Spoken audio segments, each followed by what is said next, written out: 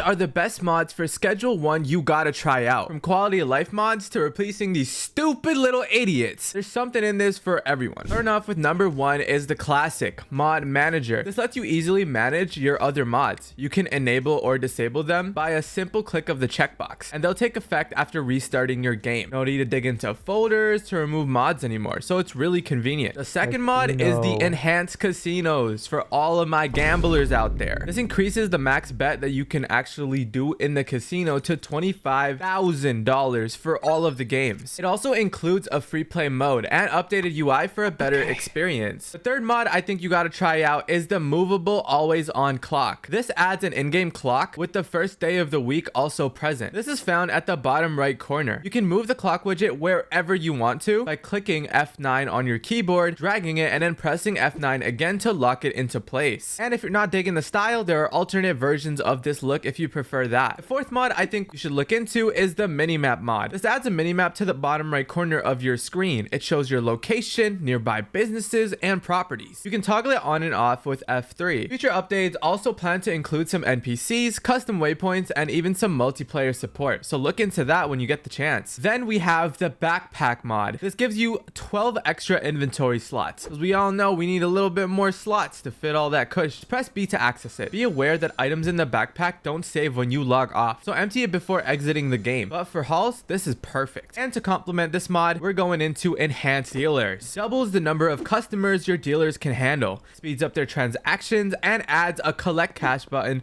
so you don't have to do it all so manually, because we all know y'all be getting frustrated at your little Shein workers. Next up is the increased stack limit. This mod triples how many of each item you can carry, raising the stack size from 20 to 60, giving you way more storage space. Number 8 is the quick save mod. This lets you save the game from anywhere using the main menu. No need to go home or to your bed doing those long commutes. Number 9 is the movement boost. This increases how fast you walk and run. The default is 1.5, but you can honestly customize it by editing the config file using something like Notepad++.